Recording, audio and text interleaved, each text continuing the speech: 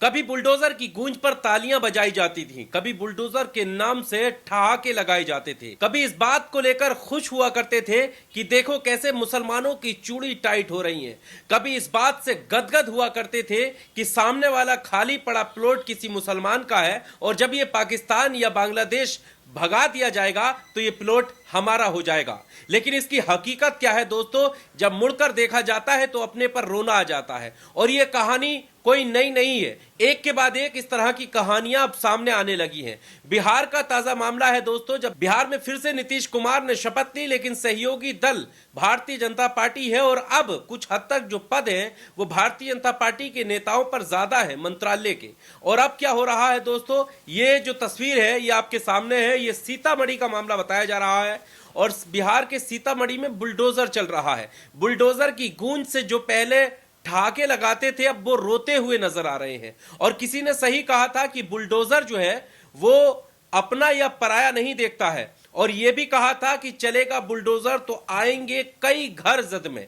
और अब ये बात सही साबित हो रही है कि सिर्फ यहां पर किसी एक का मकान नहीं है, किसी एक समुदाय का मकान नहीं है। एक समुदाय को भले ही सबसे ज्यादा निशाना बनाया गया हो, लेकिन अब इसकी जद में धीरे धीरे पहले मतदाता और अब कार्यकर्ता तक आ चुके हैं। ये हम नहीं बल्कि जिनका घर टूटा है वो खुद रो रो कर ये बयान कर रहे हैं कि मैं तो पार्टी का एक नंबर का कार्यकर्ता था, मैंने तो अपनी जी जान से पार्टी को लड़ाया था, जिताया था, मैं तो महामंत्री था बीजेपी का, लेकिन आखिर कैसे मेरे ही घर पर नोटिस दिए बिना बुलडोजर चला दिया गया। सबसे पहले आप जो पीड़ित व्यक्ति है, जो अपने आप को कार्यकर्ता पार्टी का एक नंबर का बता रहा है, उसको सुनिएगा, उसके आगे हम बात करते हैं। ये भाजपा के कार्यकर्ता भी थे, उनका जो ये जेसीबी है वो टूट गया है, जेसीबी से इनका जो घर है उसे तोड़ दिया गया है। क्या मांग करेंगे? कोर्ट में लेकर जाएंगे। हो गया।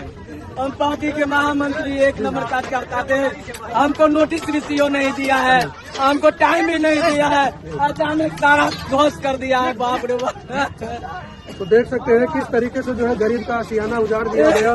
अतिक्रमण। तो ये चीख पुकार आपने देखी, सुना इनका रोना, दिल वाकई दुखता है जब किसी का आशियाना टूटता है। और ऐसे ही जब पहले आशियाने टूट रहे थे तो रोना आ रहा था। ये बात अलग है कि बहुत सारे लोग हमारे देश के उन पुराने घरों को टूटने पर तालियां बजा रहे थे, खुश हो रहे थे और मन ही मन मुस्कुरा रहे थे इस बात को कहकर कि देखो मुसलमानों की चूड़ी टाइट हो रही है। लेकिन अब ये व्यक्ति जो अपने आप को भारतीय जनता पार्टी का कार्यकर्ता, महामंत्री बता रहा है, एक नंबर का कार्यकर्ता बता रहा है और साथ में ये दावा भी कर रहा है कि हमें ना तो कोई नोटिस भेजा, ना कोई जानकारी दी और हमारा तुरंत जो है आनन फानन में घर जमींदोज कर दिया। अब ये इस पर बीत रही है तभी इसके आंसू निकल रहे हैं। लेकिन उस वक्त भले ही इन्होंने तालियां बजाई हो बुलडोजर के चलने पे, लेकिन आज इनको ये अफसोस हो रहा है कि आखिर किस पार्टी का मैंने समर्थन कर दिया। आज उन्हें ये अफसोस हो रहा है कि बुलडोजर से घर गिराए जाने पर कितना दुख होता है, कितनी पीड़ा होती है, अंदर से कितना दुखी महसूस करता है व्यक्ति जब उसके कमाई से बना हुए घर को सेकंडों के अंदर गिरा दिया जाता है। और यही बात तो कही जा रही है, यही बात तो हम लगातार कह रहे हैं कि बुलडोजर न्याय कभी भी, बुलडोजर से न्याय इस देश को नहीं मिल सकता।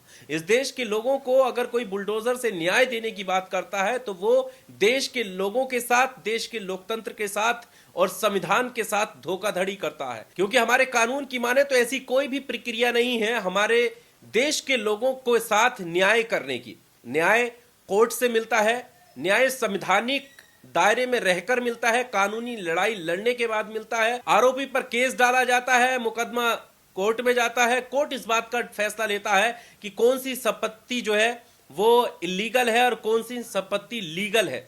लेकिन होता क्या है कि आरोप तय हुए नहीं, उससे पहले ही बुलडोजर लगाकर घरों को ढा दिया जाता है, मानो कि पहले से ही तय मन बना लिया हो कि सामने वाले का घर गिराना है।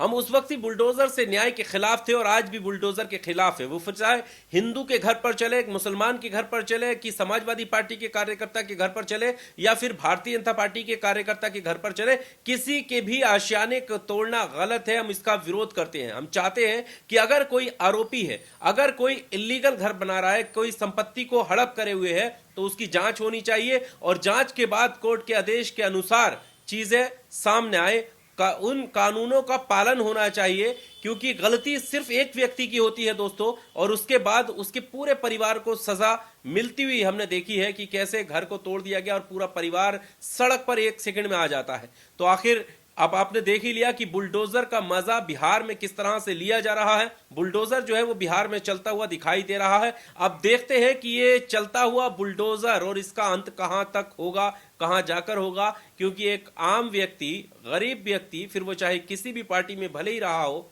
दुख तो सबको होता है और हम उस व्यक्ति के दुख में शामिल हैं। भले ही उसने नारेबाजी की हो, नारे लगाए हों, उसने पार्टी को जिताने के मेहनत भी की होगी, और अभी हाल ही में सरकार बनी है और बीजेपी के जो नेता हैं उनको पद भी पहले से ज्यादा मिले हैं।